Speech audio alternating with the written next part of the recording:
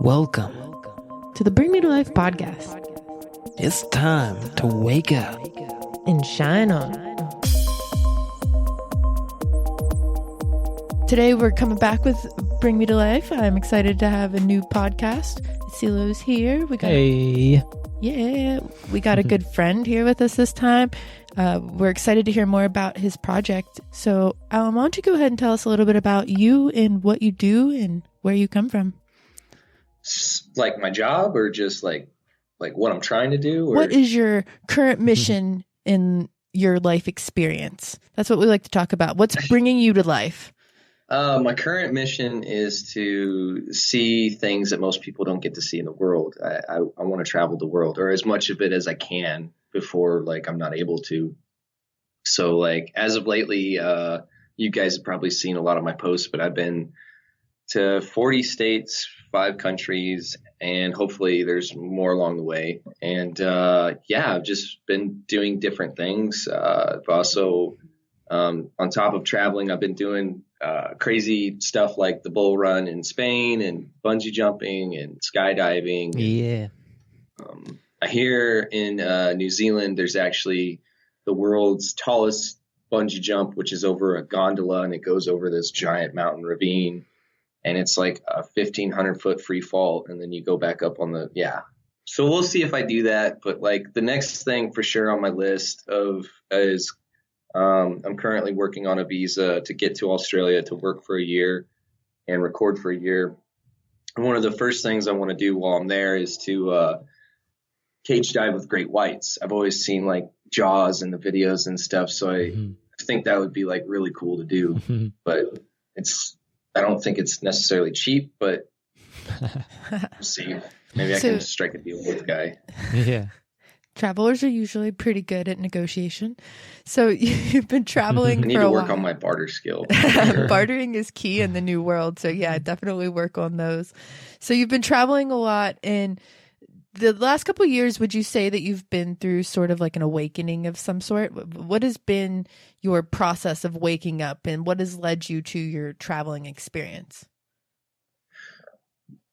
I think for most people, the biggest requirement probably is just to hit the bottom, I don't even call it rock bottom. I call it the river rock bottom, because in the river, when you're underneath all that water, you just feel like you're drowning and you're getting tossed around on rocks, and then you have to you basically have to fight and crawl your way to get out to the top to get back onto the embankment. It's kind of how I feel. I don't know many people that haven't just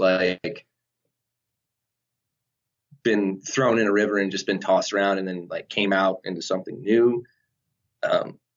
Most of the cases, stories you hear of people just becoming not even necessarily a big success or just a multimillionaire, but just waking up to what they truly are, is they had to have some sort of tragedy happen in order to wake up. And for me, that was, I think it was 3 years ago, I had a really, really bad breakup, and it forced me to reevaluate pretty much everything. And one of the first things that I did was I was okay, well, if I'm going to be happier, I need to start taking risks, because I've tried to be like everybody else and play it safe and try and have the house, the wife, the kids, the car, and it's not working. An American dream. Yeah, right. I personally still think there's an American dream, but I think it's what you make out of it. It's not you know what I mean? I still think it's there. I've been to enough places to know that people are really fortunate, especially immigrants and stuff that come here.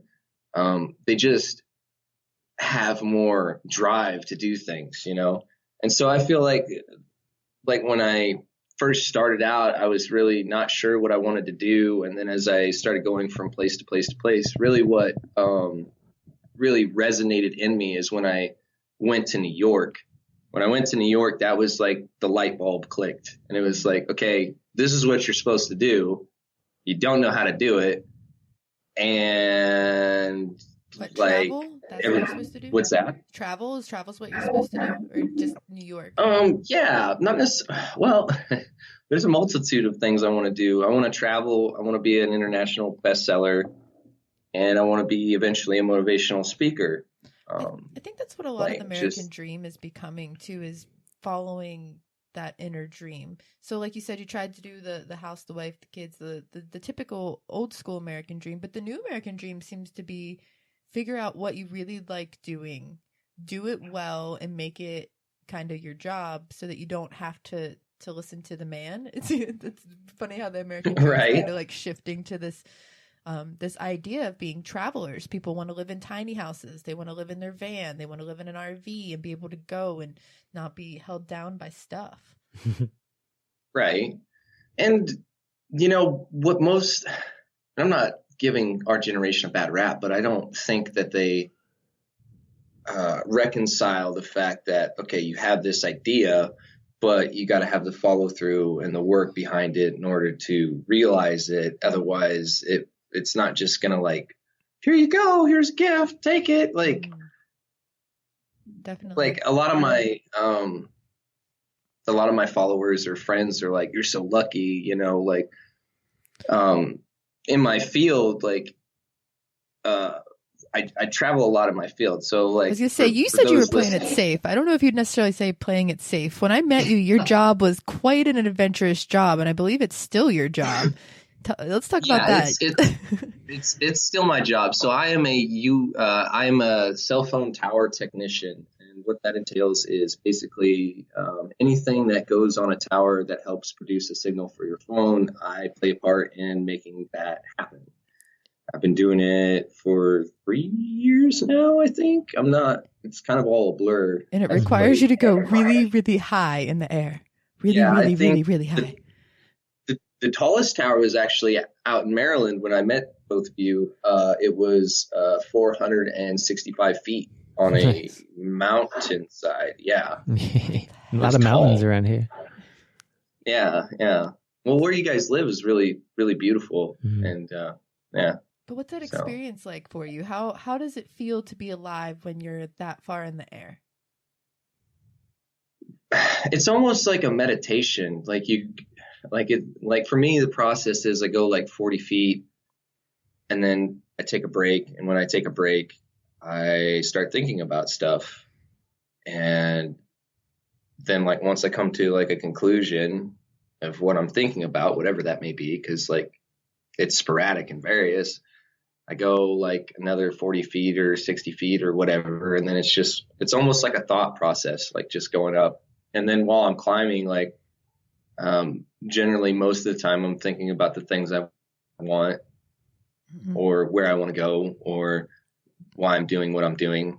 And so like, I don't necessarily know if that maybe makes me different from most climbers or if that makes me different from most people. I don't really know. It's kind of like my meditation zone. Mm-hmm. And when I get to the point where I'm headed to Australia and I quit, I think a part of me is going to miss it, honestly. So for the views. What's that? What got you into that kind of job in the first place? How'd you come about getting it? Yeah, that doesn't seem like a job just anybody would take. Most people are afraid of heights. I found that to be quite common. Well, especially those heights. I know, right? And not to include the wind too, but basically I was like, it's going to sound really crazy, but I was like, okay, I've done a lot of safe things. Let's do something that's like safe, but not necessarily every day. So I started applying for like crab fishermen out in Alaska, lobster fishermen in Maine. I think at even one point I notioned the thought of being a mercenary over in France. I believe they have a program where you can live and work in the country if you serve under them or something. And then it was my buddy started talking about cell technicians, and I never even thought about it before, but he had gone to a festival, met a guy, and basically traveled and kind of like sparked an idea in my head. So I did like a kind of a Google search and didn't find anything. And then like, it was almost like it just came to me because one day I was on Craigslist searching for something. Yeah, Craigslist. That's really old, but people still I use was it. searching. Yeah. I know, but Facebook is kind of taking it away, right? Facebook's taken everything away. We got rid of MySpace. We got rid of all of the other chat options, MSN, AOL. It's just Facebook now. It's just the Facebook. Yeah. I mean, that's kind of how it goes. Yeah, we evolved. But yeah, it just kind of popped up one day, and I applied. And honestly, like looking at the website, I thought it was like really a joke, and I figured it was some overseas person trying to steal my identity. So I applied, and within a day, I got a phone call. Yeah, like not even 20, like must have been 12 hours. I applied at midnight, and at noon the next morning, I had a job offer. And 2 weeks later, I found myself doing 3 days of training, and then I found myself in California. And I had never been outside of Nebraska as an adult, so it was quite the so that did take you out of your safety zone for sure. So Yeah. you get this job, the universe Nebraska to leads California. That's a big jump. Nebraska. Yeah, definitely. I mean, I haven't made it out to California. I'm sure that Maryland and California are quite different. So you get the job, you go up this huge tower, you're above everything around you. What does that feel like to look out across the town, the city, wherever it is you're at, and just be like alive? I mean, you said you think a lot as you get up there, but once you get up there and you have to do the things, I'm sure I've seen you make videos where you just like look out and the views are just magical. It's almost like a peaceful, serene kind of intake. Like it just really, like it's the combination of thinking, if like something were to happen, not saying our job isn't really safe and we're not rigged to the tower, safetied off, but if something were to happen, like that's it. Like there's no coming back from that. But at the same time, you're like, I'm doing something that not a lot of people do every day. And I'm seeing things that most people will probably never really experience. It's almost like you're an eagle, honestly, when you see some of the things, and and as of right now, like that's been one thing that I've seen a lot of is bald eagles out here in Iowa, which I never would have thought. But like to see the bird and then to be on the tower, you're almost like, hey, I know what it feels like, buddy. Like you're like, it's not like an egotistical thing, but you almost just feel like powerful and strong. And like, there's a certain level of like achievement to it, I guess, is how I would describe it. It's something you'd have to do in order to like get the full like compensating feeling. Sure. Like I could sit and try to explain it all day, but it doesn't really do it any justice. I know CeeLo has climbed some really large rocks, maybe not quite that high, but he's did some rock climbing and did some videos, and just the views there and the way he explained the feeling, like at Cooper's Rock. Do you remember when you climbed that huge rock? Ashton thought you were going to die for sure. He's like climbing this huge rock with no bungees, no nothing. Don't recommend that. And then he had to get back down. You just got to stick with what you're comfortable with. Maybe push it a little bit. Maybe not like so extreme that a beginner climber would try to climb this huge giant rock with all these other rocks below it. But if... Baby steps. Yeah. Baby steps. Okay, so now on the same flip of the coin, like just because I climb towers does not mean that I'm a good rock climber, because I've tried to do that, and like I'm better than a beginner, but I'm like some of those guys just like props to you. Yeah, he'll just find a rock formation and go for it sometimes, and I'll be like, you're crazy. Yeah, there's some free climbers though who go up giant mountains and risk their lives just climbing.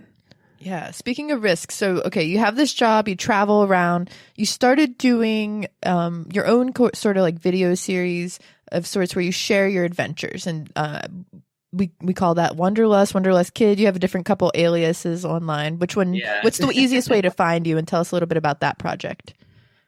So probably either Wanderluster AW or Wonder AW. I've been trying to change the name on Facebook. But as far as the Wanderlust Kid, sometimes, like I was telling you earlier, I get these like thoughts because I'm so much ingrained in my head. There's so much going on around me at the time of where I'm at that there's almost like an innocence to it. So sometimes, I see people with the car, the house, the marriage, the wife, the kids, and like that's how I view like adulthood, And so sometimes I still feel like a kid and I'm just experiencing these things for the first time, And so that's kind of why I did the Wanderlust Kid under the long paragraphs. But the Wanderlust Tales is whenever I go somewhere that's like really extreme or really just far out there, like I did one on the bull run recently. And that experience was something that I'll never forget. The way that people just literally line up in a trough, so to speak, like a chute, and there's just these wooden barriers on each side. Or the time I'm working on one right now where I went to Alaska, where it was negative 37 was the average temperature, and we went to Chena Hot Springs. Do you say negative 37? Yeah, negative 37. Oh my god! For your job? And that's not. What's that? Was that for your job? No, that was just like I wanted to see the Borealis. Mm-hmm. I didn't get to see the Borealis, but I did get to go to another state and experience some things and meet some cool people. But yeah, that was a major shift, just going from, because I got from Seattle, which was like 54 degrees. And then I went and flew in the same day, and I walked outside, and it's not even a wind. There's no wind in that town. It's just straight Arctic cold. They say like if your hand's out in that weather for like 2 minutes, it'll start going numb and you'll start to get the beginning stages of frostbite. Mm-hmm. Well, yeah. Cover up. I'm just like, I hate the cold, so that just sounds terrible. Sounds like Antarctica. Right. Yeah. So you would go on these wild trips. You went to try to see the Borealis. You also mentioned that you did bungee jumping. So let's compare bungee jumping to your cell tower experience. What's the difference? You said that you're not as good at like rock climbing. Are you afraid of heights at all, or what was the pull towards the bungee jumping? So. Skydiving, sorry, whichever one it was. Well, I've done both, but okay. So the bungee jumping wasn't my idea initially. It was my coworker's. Then he said he'd never done it, and I was like, "It can't be that difficult." Like, you find somewhere, we'll go. So I didn't think he was going to find anywhere. We were in Los Angeles at the time, and next day he's like, "Yep, found one. We're going to this Sunday. It's already set. My goodness. Where's your card?" Grabbed my card, paid for it. So like I had 5 jumps total, and I think it was like $150. Didn't do all 5 jumps, but to get to the site to bungee jump, it took 3 hours of hiking around in this Angeles National Forest. And then you get to this bridge that's like completely abandoned. It was an old World War II escape route in case the Japanese came over and they started invading our country, or the Russians or China or whatever.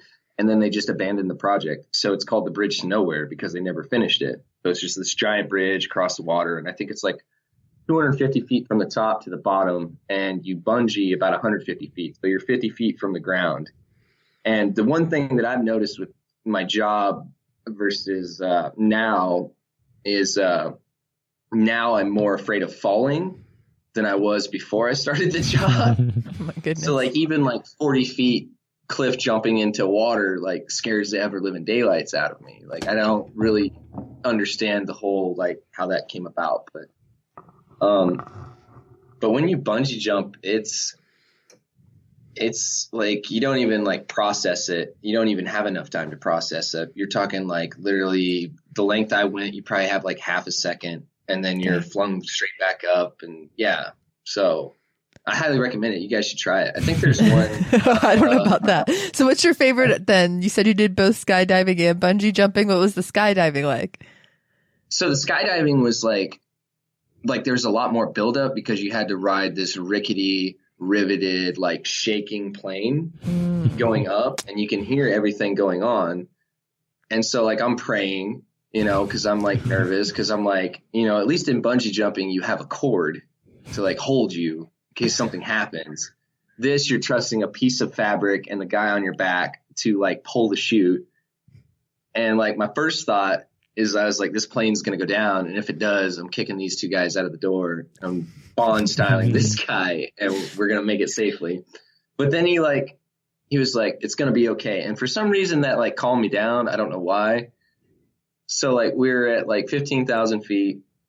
And he's like, we can go back down if you want. And I'm like, no, you are launching me out of this plane. I don't care if I'm screaming or crying or whatever. Like, we're doing this. So like, I was like, I'm going to close my eyes and you're just going to throw me out. Deal? And he's like, all right. So I closed my eyes, and for like the first second, you feel like you're falling, and then it goes away like almost instantly. And then like I opened my eyes, which is like in my intro clip, I opened my eyes and I'm just like, oh my God, this is so amazing. Like you literally feel like you're a bird just kind of like soaring through the sky, and you can like see the ocean. I was out by Virginia, so I saw the ocean and I saw the trees and I saw like the cities. Like it was probably I'd probably do it again over bungee jumping, like if I could. One of my other things that I want to do is I want to wingsuit off a cliff someday, but that's going to require a lot of training. Yeah. So. Nice. I feel like that bungee jumping is on a lot of people's bucket list. Definitely on one of mine. You should try it, man. Yeah. You might be doing that. You should convince her. That's going to take some work, but yeah, you might be doing that one. I'll record it from the ground. I'll have the other angle so I can make sure I get his reaction. Yeah, I got a job to do. I've got other opportunities, I'm sure. But all right, so you said you work on the cell phone towers and stuff as well. So I'm kind of curious. This just popped in my head. What is your feels on like the new like the 5G or whatever it is that we're upgrading to energetically? So that might be a loaded question. Double loaded question. For one, it's a lot more work on us. There's a lot more stuff to go on the tower there, and it's almost like the 3G wave of when the iPhone came out. Just before it came out, there was this huge push. And we're in the beginning stages of installing 5G. Like there's still spots that have 4G, but I just want people to know, you know, like I think it was a week ago, a 55-year-old on a guide tower died. The gin pole, as we call it, which gives us headroom on the tower when we don't, folded in half and crushed him on the tower. And that is the first death of our year. I think last year we had, I think it was 10 or 11 deaths. And that's about the average every year. So when people go to use their phones or they go to, you know, post on Facebook or something, you know, that's possible because not only is somebody risking their lives, but like almost once a month, somebody either gets hurt or is killed or something happens to them. And I don't know much about like the cause and effect of what it does to the human mind as far as electromagnetic frequencies and all that. But I do know, like in my experience with it, there's this guy that had a beehive that was right next to a tower that we were working on. And he couldn't figure out why his bees weren't doing what they were supposed to. They were dying off. And one of the things that is almost like crack to them, they'll fly around the front of the antenna and it'll get them high, and then they'll get disoriented and stuff. So I told the dude that if he wanted his bees to be more productive and not, you know, get lost or whatever, I was like, you need to move the hive. Yeah. I wonder if they're feeling like the buzz and the intense frequency off of it, and they think it's like some other crazy massive hive of some sort. That could be. It could be the fact that they see wavelengths of energy Right. differently than we do with our eyes. Like it could be any number of things, but I Wow. know it's not just bees, it's multiple insects that do that. And I actually climbed a tower where there was yellow jackets, like thousands of them on a climbing leg, just flying up and down. And they were attracted to the RF that was on the tower. Like they weren't even interested in what was going on around them. So That's crazy. It definitely, when we get to site, there's a warning that says do not stand within 3 feet of the antenna or RF signal, I do know that microwaves, which are different than EMF waves, if you are in the path of a microwave, it tastes like copper pennies in your mouth. And if you stand in front of it for too long, you'll pass out. AM towers are a little bit different. They transmit a different signal, but the AM towers, when they produce a signal, they use the whole tower. And when they use the whole tower, if you touch the tower, it'll burn you. Jeez. And the FM towers, you're talking megawatts of power going through them to produce this signal. Same with the AM, but the FM, like I've actually worked on one of those. And while I was on the ground, we have this thing called a reader, which basically tells us if we're safe or not in the location of whatever's transmitting the signal. And the thing was like, it was 130 feet in the air, and it was still like skyrocketing up to 100%. And the guy turned it down 25%, and I climbed like 50 feet, and it was still skyrocketing. So, there's definitely adverse effects. I don't know the logistics of it or like the scale of it, but did you help out the bee guy at all? Did he ever figure out how to help with the bees? Yeah, so he ended up moving his hive, and he said it made a tremendous difference. Nice. So, I mean, That's maybe good. it's related, maybe it's not. Just if there's a lot of people who have beehives, so it could be good information. Good to know. Yeah. Or any animals, if you're near a big tower and you start feeling weird, maybe, I don't know. But the reason it came up in my head, I was thinking about how many people in the spiritual and like awakening community right now are like, oh, we're moving to 5D, we're in the fifth dimension, all these things. I was like, I wonder if that's connected to like 5G and like how all these different energies are just like oh, like we're upgrading with our energy system. My brain went to some wild places. But it is. Hey, sometimes that's a good thing.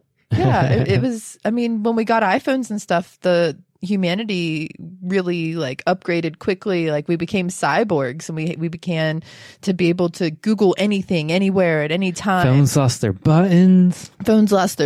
Everything is touchscreen. We still haven't gotten to everything being Bluetooth, but Apple is surely on their way to trying to make that happen. Yeah. I mean, you don't even have a headphone jack in your phone, and it's not an iPhone or That's anything. true. I didn't realize that It's until what I you got get it. for saying you want everything to be Bluetooth. Yeah, That's I do have Bluetooth headphones. So.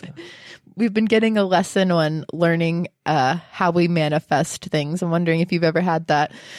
For example, we try to manifest things all the time. And recently I wanted to manifest something that had cheetah print on it. And I kept saying, man, I hope we find something. And Seal was like, oh, I'm going to walk over here and see if I can find some cheetah print, whatever. And in my head, I'm like, I hope he finds some cheetah print, or I hope he finds a cheetah on it. I hope he finds, and instead of finding cheetah print, he finds this like sheet that has actual cheetahs on it instead of cheetah print. It's like this very childlike looking cheetah, and it was just for humor. He's like, look what I found. I was like, wow, okay, universe, I've got to be very specific in what I manifest here. So have you ever had an experience where you try to manifest something and it didn't go quite as planned? A couple times, yeah. So when I went to Europe, I thought I had it all planned out, and everything was going to go. I didn't take into account the weather.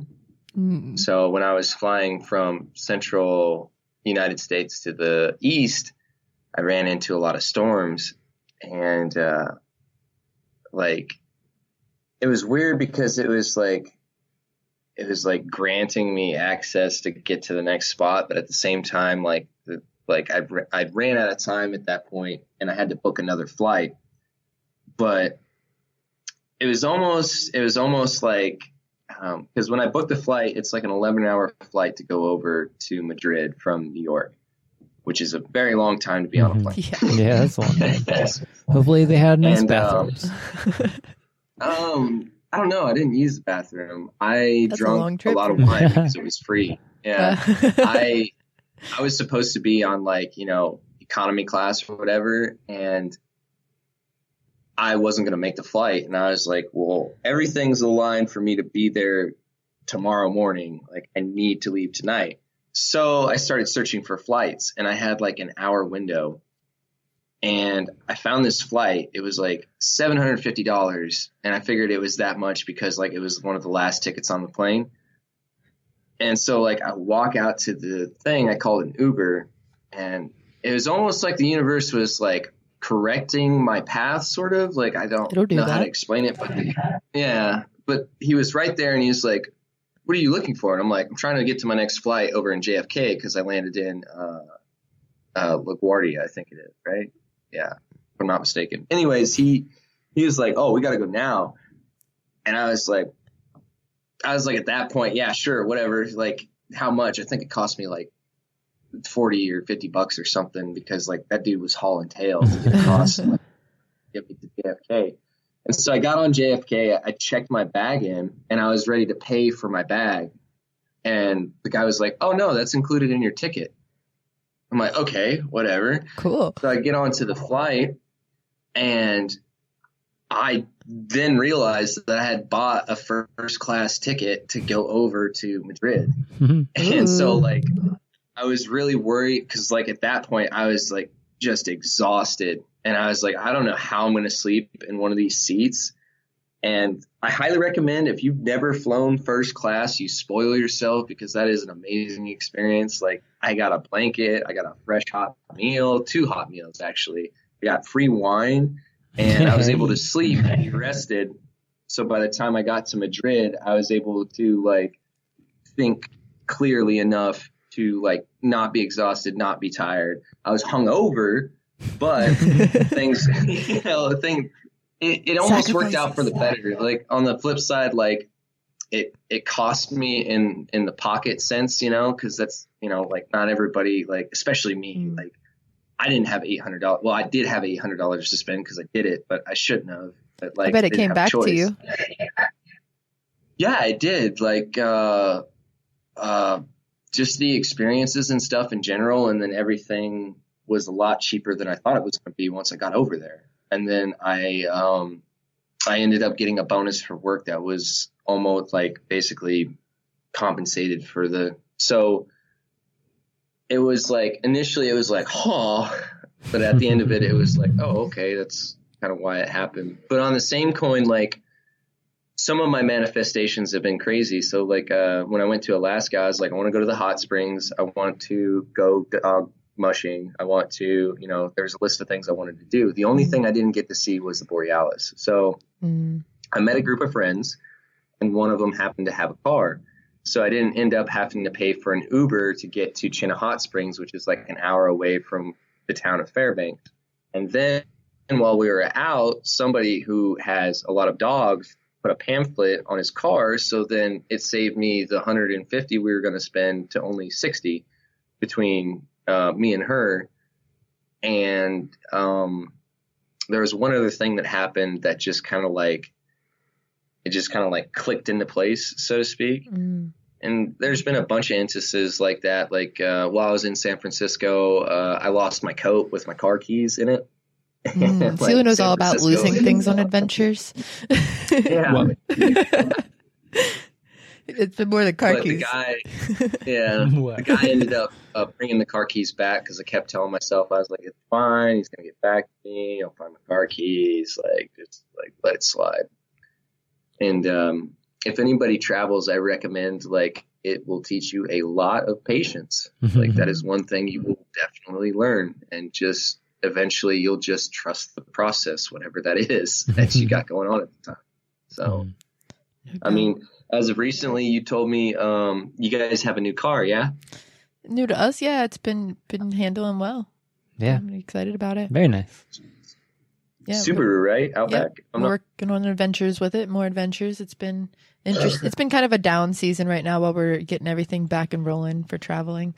Been traveling locally a lot. There's nothing wrong with that. You guys got a lot of mountains. It's not like you're working in the middle of a cornfield right now. You know? Not right now, no. We're working on trying to get a nice tour plan. So if you know any cool places like yoga studios or other shops like the shop I had where we met and things like that might be interested in sound healing or like psychic readings, whatever, we're open. This is an announcement to whoever's listening that we're open to planning tours. We want to make that happen because I know a couple locations. It depends on what direction the wind takes you, so to speak, I guess. We'll talk about it. I know there's one place in North Carolina. It's a salt. I can't even remember what it's called, but you go in there and you just meditate in salt. Like the whole thing is salt. It's a cave of salt. Wow, we did one of those in West Virginia and it's really amazing. Did you get to go in it? No, I never got around to getting to go. If you see one of the salt caves, it's actually like a cave, not just a room. I mean, the rooms are cool too, but we went to a salt cave in, is like West Virginia, like White Spring, West Virginia or something in the middle of basically nowhere. And these artists had built it into this hill in like a cob building. Yeah. Like an Indian style, like cob menu into the mountain, and you go in and there's like, I don't know, like 6 inches of Himalayan salt that you walk through. You have to wear white socks so you can like feel it. And then they have like gravity chairs and they play some like meditation music and then you relax in it. And they have a fan that blows not the salt at you, but like it moves the air around so that you get the minerals from it. And I went after I was having some health issues a couple years ago, and it was super, super healing. And I highly recommend if you can get into one of those. They call it halotherapy, I believe. I'm sure you'll come across more of them upon your travels, but they're really nice. We're hoping to find more of them to maybe try to do sound healings and meditations in, because it is a pretty magical experience. Yeah, I've never gotten to experience that. I've always heard it from friends, but hearing it and doing it are two different things. Have you guys tried float sensory deprivation? I have not. No, I've heard all about it, and I want to really. That's another thing on the bucket list. Yeah, Phil's got a bucket list. Really, building. Well, in there my you head. go. No, you need a bucket list. That's a good thing. Yeah, but that would be something like, in most major cities have them. I'm sure. What's that? Baltimore. Baltimore would be the closest to you, wouldn't it? I'm sure Baltimore has a ton of. Yeah. There's a ton of them in Michigan. You should go. We'll work on it. You should definitely. Yeah. But it's definitely a way to get recentered with yourself, because you have no outside influence directing your mind.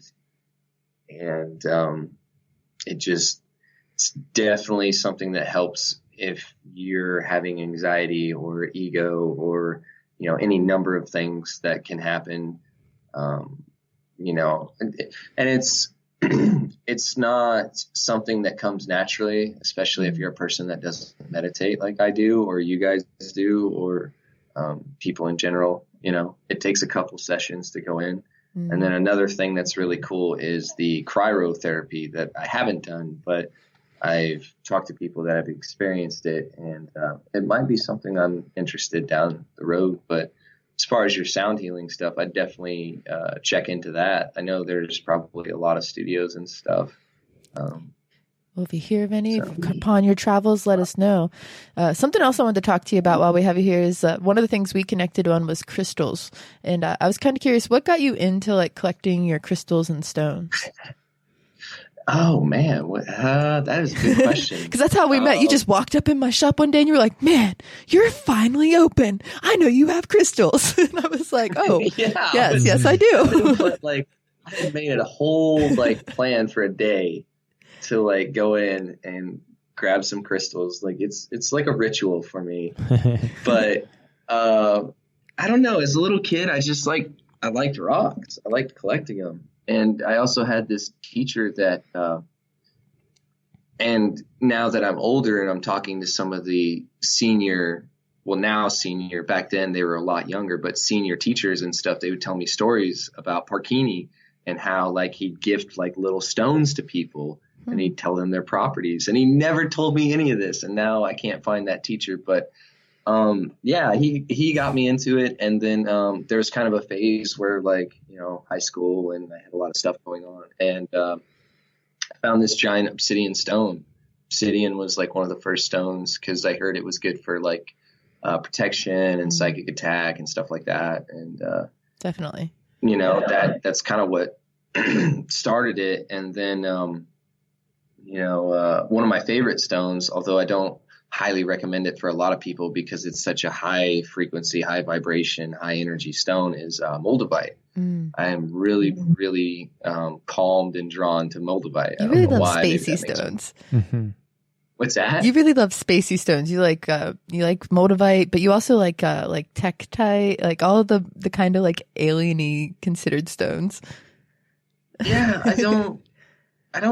I mean, maybe it's because I feel like different from the rest of the world or something. I don't know, but I see you guys are wearing the ones that I got you. I think I can't really. Yeah. How was those treating it? I really like it. It's calming, but like I said, it's got like a spacey vibe to it. This is a meteorite from space. Mine's like a glass, right? That's what I thought it was, like a special like space glass. Cells is just a meteorite from China, if I'm not mistaken. I'd have to look at I think I sent him a picture of where it was from, but I think you it's have a like card with it that says.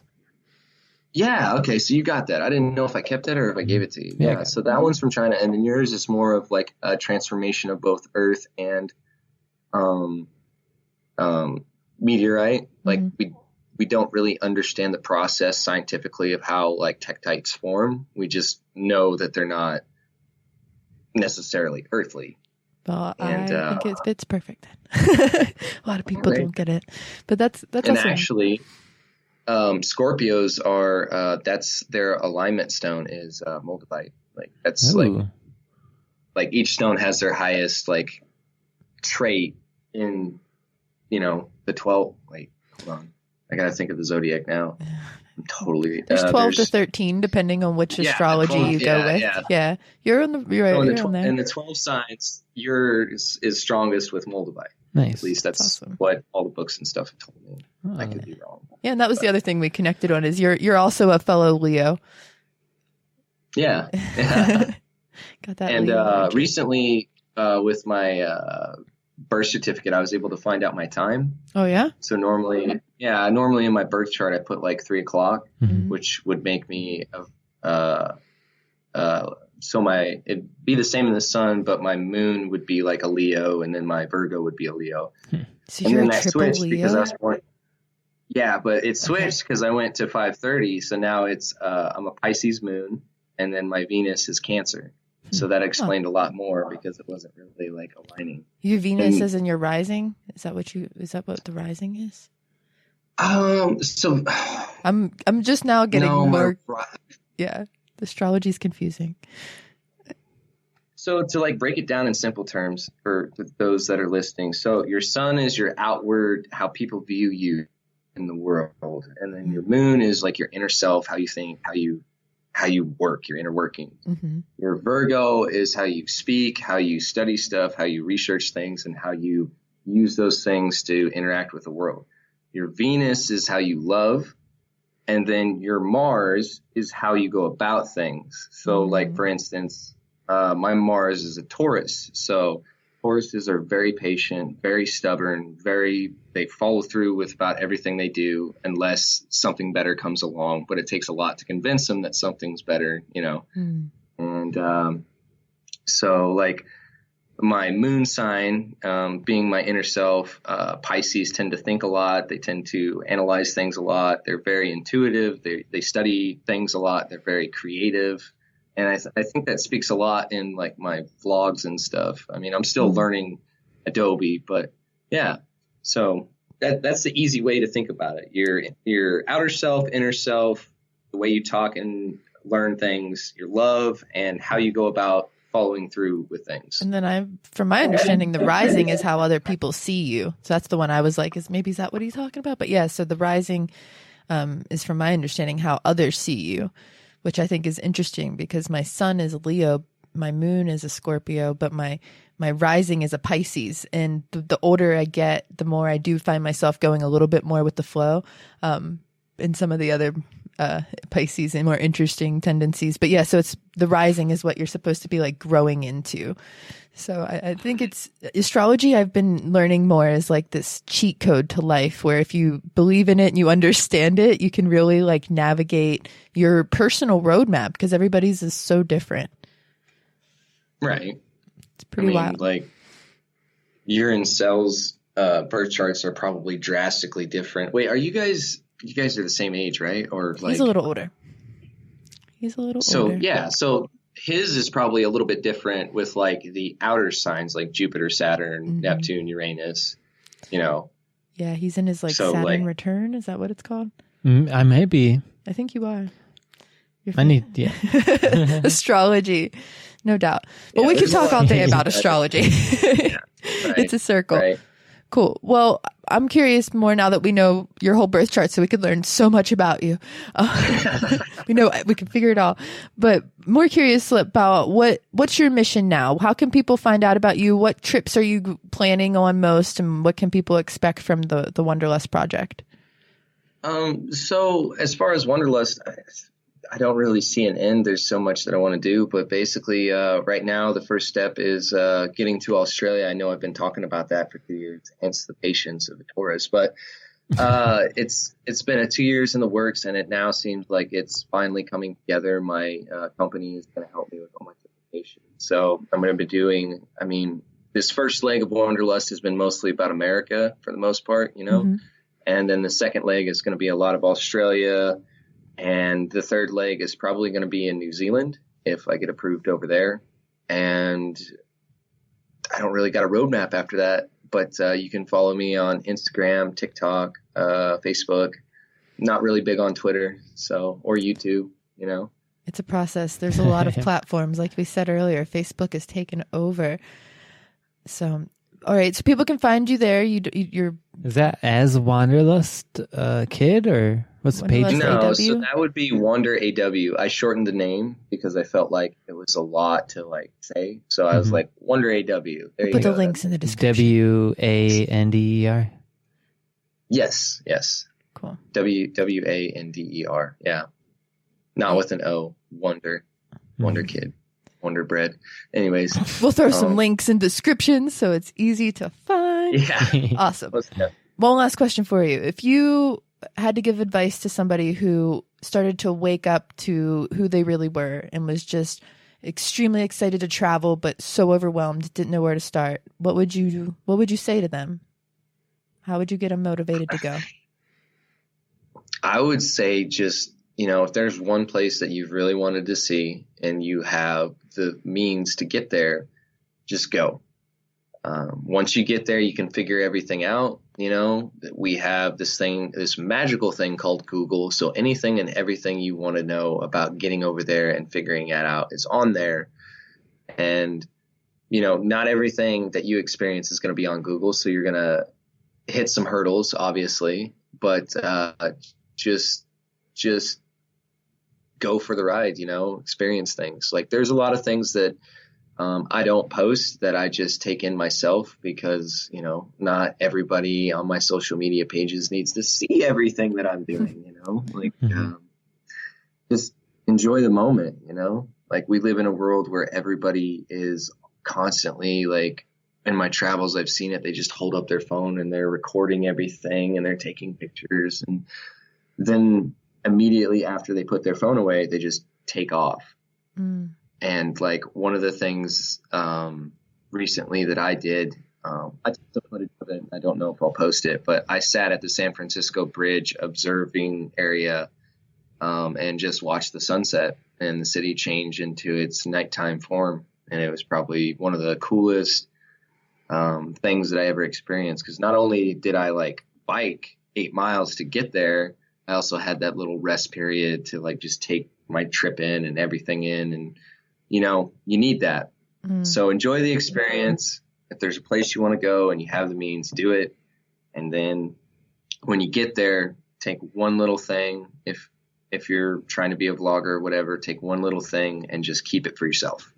Because I feel like you need a little bit of selfishness, not a lot, just a little bit. But and on that same topic, another thing that's important for people, I think, is you do a lot of this traveling solo. You're a one-man show. I mean, I know you have people with you that you work with, but what is that like for you? Does it made you grow?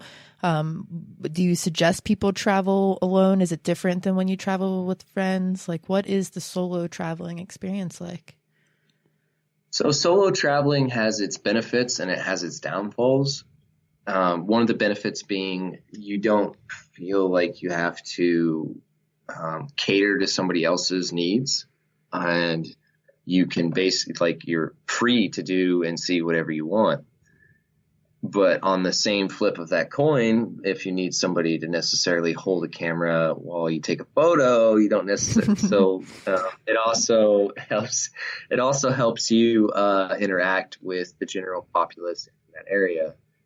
As far as traveling together, which I've done, it can be both an enlightening experience, a challenging experience, and there's definitely a significant amount of growth that comes from that, either relationship or friendship with that person, because you're battling things not by yourself, but together. Mm-hmm. And when you're, it's one thing to like have a flight delay solo, like trying to figure out how you're going to eat and stuff like that.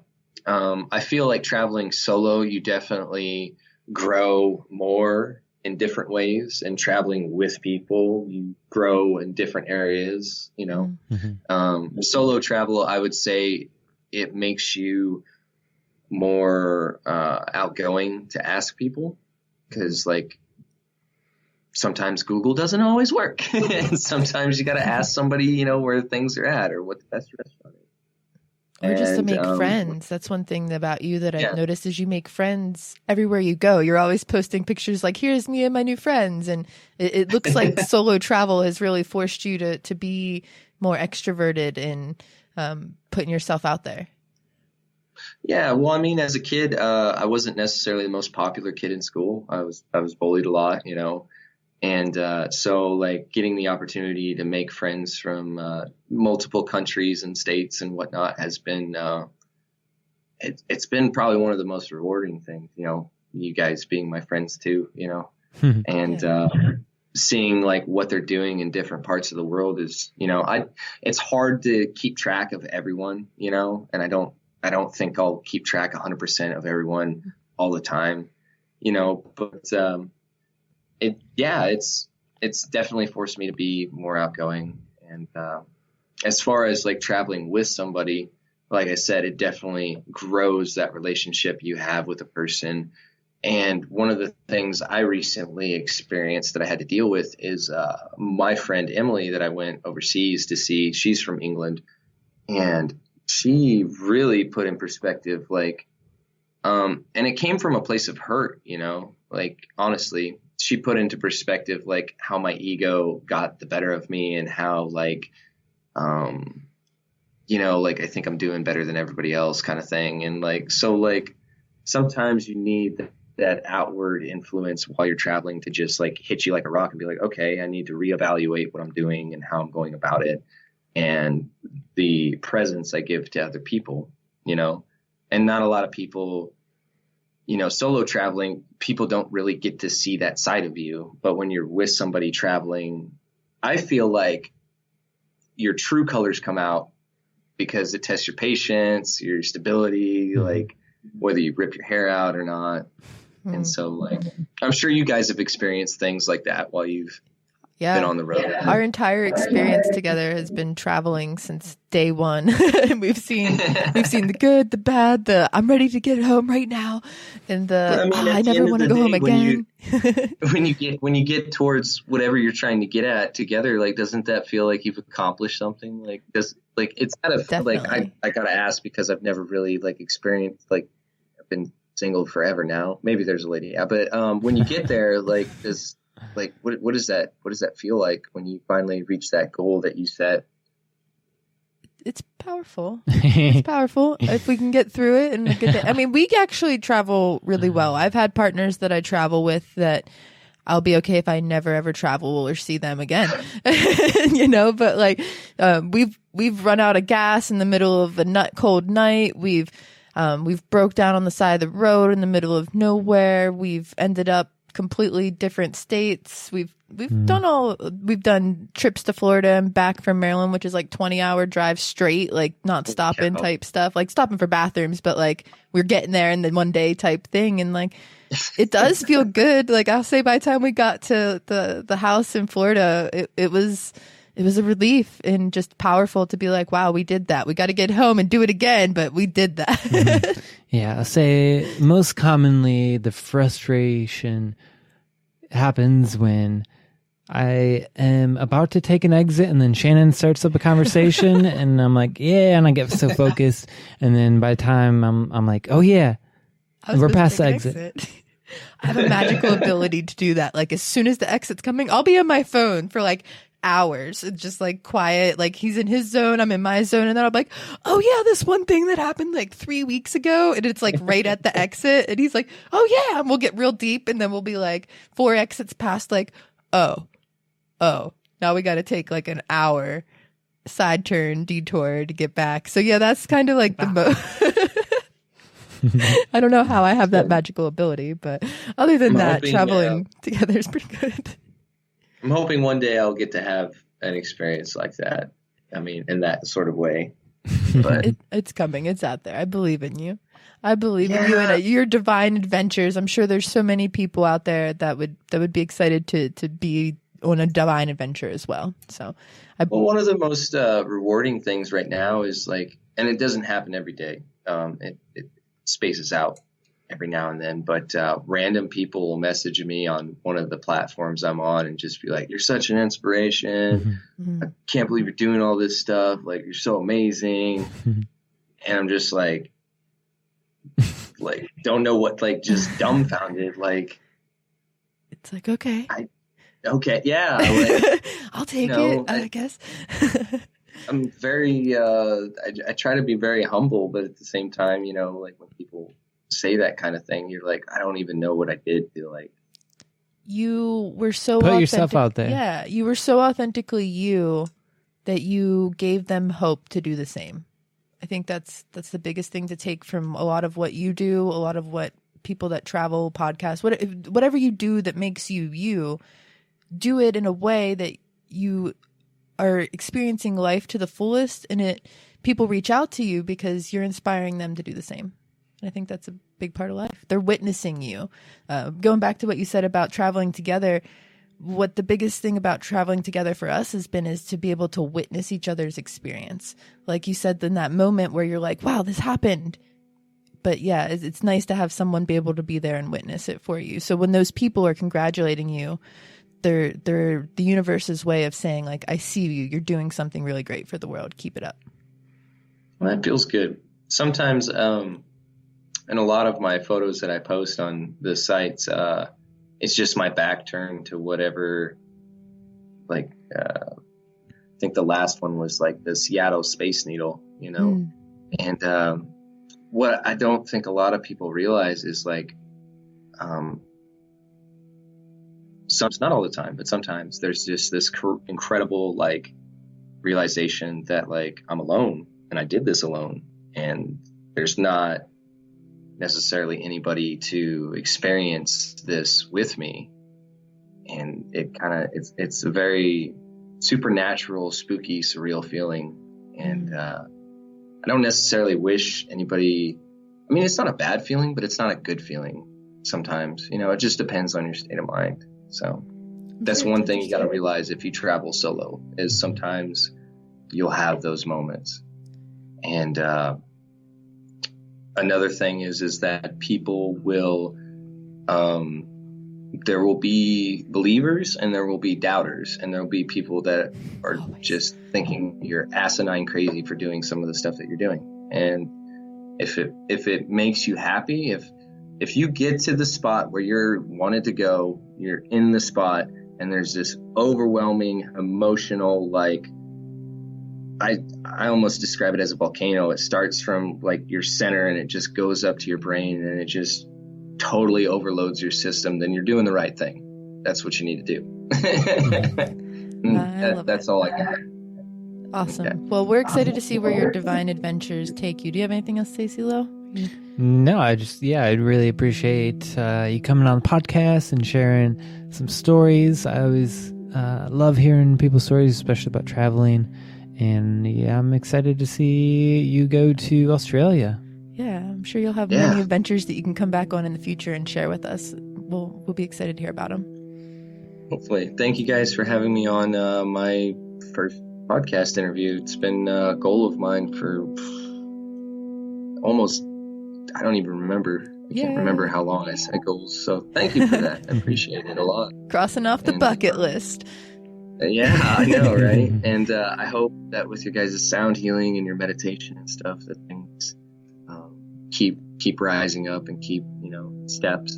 It's a long process, but it's worth it. It's all about the journey too. That's what we got to remember, is for you, for us, for anyone listening, it's all about the journey. If it all happened all at once, then what's the purpose of like living and experiencing it? It's another thing I love about, like you said, your pictures, you always have your back to it and you're facing the things. It's like you're always taking a foot, like a step into the next direction, the next adventure. So I hope people check out Wanderlust. Is Wonder AW? One more time, Wonder AW on Facebook. Yeah. And Instagram. Mm-hmm. Okay. Go check out his adventures. Go follow him. Check it out. Help witness this crazy experience that he's on. And again, we're really glad you're here, and we'll tune in and hope you guys tune in with us next time. Bye. For many of us, spirituality is just the quest to find essence or true meaning, and to really just connect with a higher consciousness. Connecting with your spirituality is very important in this life. By becoming mindful of all of it, you can realize where you are and if that is leading you to where you want to go.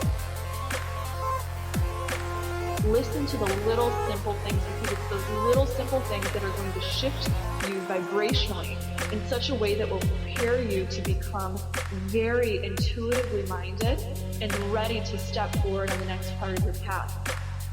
I hope you can feel the love that's inside you, it's inside me, that connects us.